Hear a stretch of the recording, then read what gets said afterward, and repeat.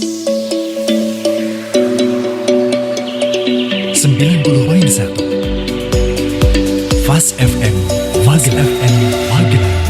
Terima kasih untuk Anda keluarga Fast yang masih selalu setia di 90.1 Fast FM. Sampai nanti pukul 10 kita berdialog bersama rekan-rekan profesional dari Balai Kesehatan Masyarakat Wilayah Magelang. Dan di studio keluarga Fast sudah hadir dua narasumber kami, Dr. Cahyaning Tias dan juga Mbak Arlina, Sarjana Keperawatan Nurse. Kita masih membahas berkaitan dengan peran penting remaja dalam pencegahan COVID-19. Tadi sudah disinggung sama Dr. Cahyaning Tias bahwa saja remaja ini adalah memang mereka yang usianya rentang antara 10 sampai dengan 19 tahun, dan ini merupakan masa peralihan. Anak-anak enggak, dewasa juga belum, begitu ya. Nah, sebenarnya apakah remaja ini juga bisa terpapar COVID-19, dokter? Karena sebelumnya beberapa literasi juga mengungkap yang lebih rentan ini adalah para lansia dan juga geriatri, begitu ya. Nah, bagaimana untuk remaja sendiri, dokter? Jadi COVID ini tuh emang bisa menginfeksi semua golongan usia ya, dari bayi, remaja, dewasa sampai ke lansia. Tapi itu kenapa kemarin angkanya lebih tinggi daripada lansia? Karena ada proses lain, proses penuaan. Karena pada lansia itu kan terjadi degenerasi, penuaan. Jadi sistem imunnya juga turun, jadi lebih rentan. Makanya angkanya lebih tinggi dibanding golongan usia yang lain. Tapi belum tentu remaja tidak mudah terinfeksi. Bisa jadi remaja itu terinfeksi karena faktor risiko yang terjadi. Misalnya remaja yang suka nongkrong, berkumpul gitu. Saya perhatikan nih banyak anak-anak SMP, SMA, usia sekolah itu, mereka kan diizinkan untuk belajar di rumah, belajar dari rumah. Tapi banyak juga yang masih jalan-jalan, main, nongkrong. Lah itu bisa jadi proses penularan infeksi, infeksi virus corona atau infeksi yang lain. Apalagi mereka dulu sebelum ada kewajiban pakai masker ya, mereka tidak pakai masker, bergerombol seperti itu. Jadi tidak hanya lansia, tapi remaja bisa. Remaja bisa karena memang dari lingkungannya itu tadi, begitu ya, dokter? Terus dari sistem imunnya juga. Beberapa pasien yang saya temui itu di klinik, banyak remaja yang kurang minum air putih, makannya tidak seimbang gizinya, itu juga bisa mempengaruhi sistem imunnya. Jadi ketika sistem imun anak itu turun, remaja itu turun, bisa mudah terinfeksi oleh virus corona seperti itu. Oke, baik. Karena di sini poinnya memang lagi-lagi untuk meningkatkan daya tahan tubuh. Iya. Dan banyak juga mungkin yang asal kenyang, jajan di sembarangan begitu ya untuk remaja. Yang menarik warnanya dimakan seperti itu. Oke, baik. Ya, Mbak Rin mungkin bisa menambahkan nih. Tadi dokter sudah bilang sistem imun dari remaja ini kadang tidak maksimal begitu ya, akibat dengan pola hidup dan gaya hidup mereka. Nah, sebenarnya cara remaja sendiri untuk menjaga sistem imunnya tetap stabil dalam menghadapi pandemi ini seperti apa sih, Mbak? Terkait dengan remaja, mereka itu sebetulnya masih punya kekuatan fisik yang luar biasa karena memang masih dalam pertumbuhan dan perkembangan yang maksimal di situ. Cara memaksimalkannya lagi selain dengan konsumsi makanan yang seimbang. Bukan lagi 4 sehat 5 sempurna, tetapi seimbang, di mana semua kebutuhan nutrisinya itu terpenuhi oleh karbohidrat, kemudian protein, ada zat pembangun pengatur dan lainnya itu memang harus dikonsumsi. Kemudian yang selanjutnya aktivitas fisik.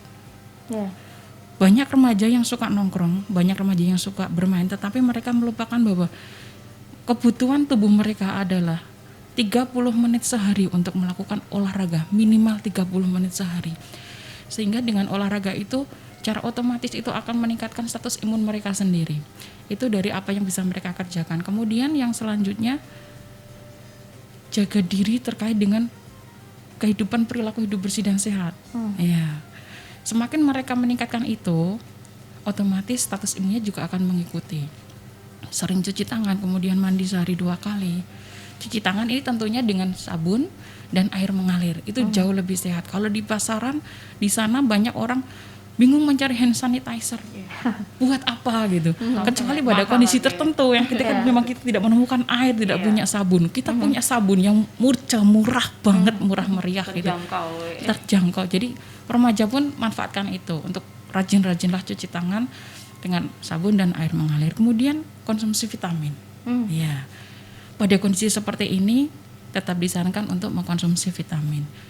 Artinya konsumsi vitamin ini juga tidak boleh melebihi batas kebutuhan harian. Ya. Karena itu hanya akan memperberat kerja ginjal kita. Sehingga kalau dalam tubuh kita dalam satu harinya bisa mengolah 500 mg, ya sudah kita konsumsi maksimal dalam satu hari 500 mg. Karena vitamin ini sebetulnya juga bisa kita peroleh dari makanan. Iya. Buah-buahan. Dari buah-buahan, sayur dan lain-lain. Kalau misalnya dari situ sudah tercukupi, kita tidak perlu tambahan suplemen atau vitamin. Tetapi kalau tetap kita mengkonsumsi vitamin, di sini remaja wajib menambah konsumsi air minum, air putihnya. Oke. Ini untuk membantu ginjal memfilter atau menyaring vitamin tadi di dalam tubuh sehingga tidak terjadi pengendapan. Oke. Jadi status imunnya dapat, kesehatan ginjalnya dapat, secara perkemihannya juga dapat. Jadi semuanya nanti dapat. Insya Allah kalau semua ini dilakukan secara bersama-sama, status imun akan meningkat. Dan yang terakhir Mbak, terkait dengan imun, jangan lupa bahagia.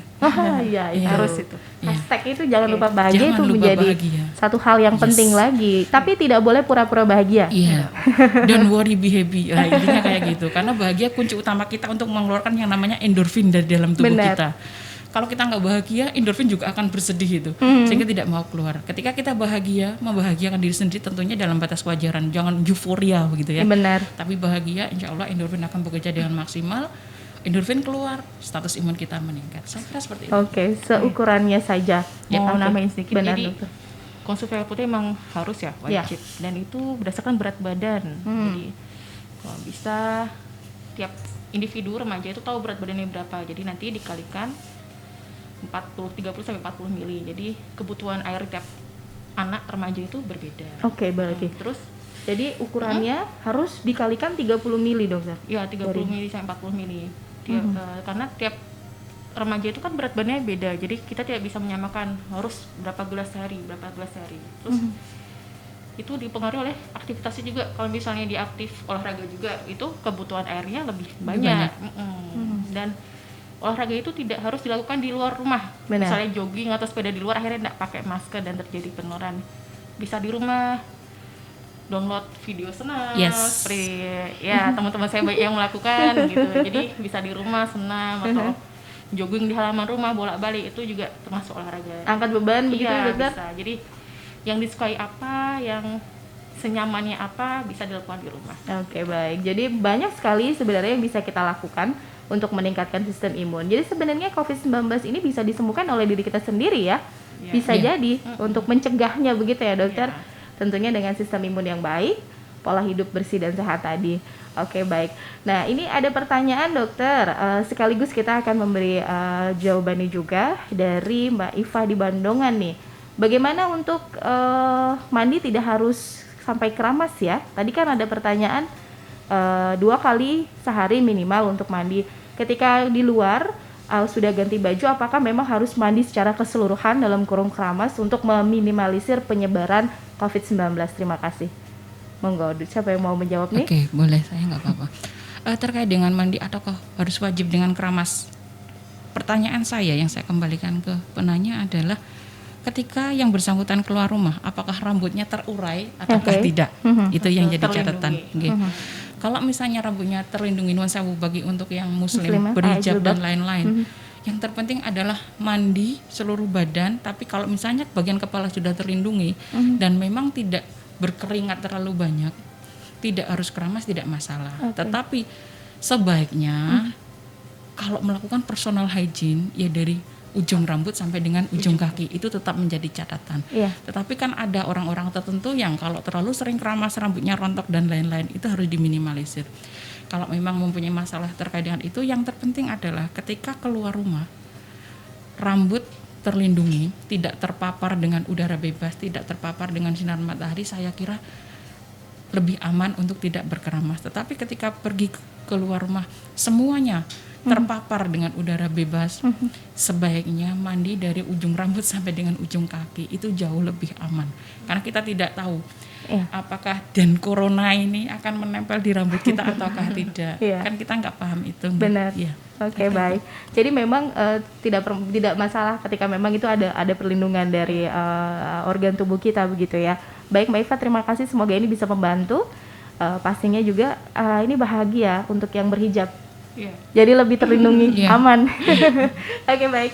Kita break lagi untuk kasih informasi untuk masyarakat dan juga keluarga Fas. Monggo yang ingin bergabung, Anda bisa bertanya langsung lewat 314330 atau SMS dan juga WhatsApp-nya di 0815 7870 940. 90.1 Fast FM Magelang FM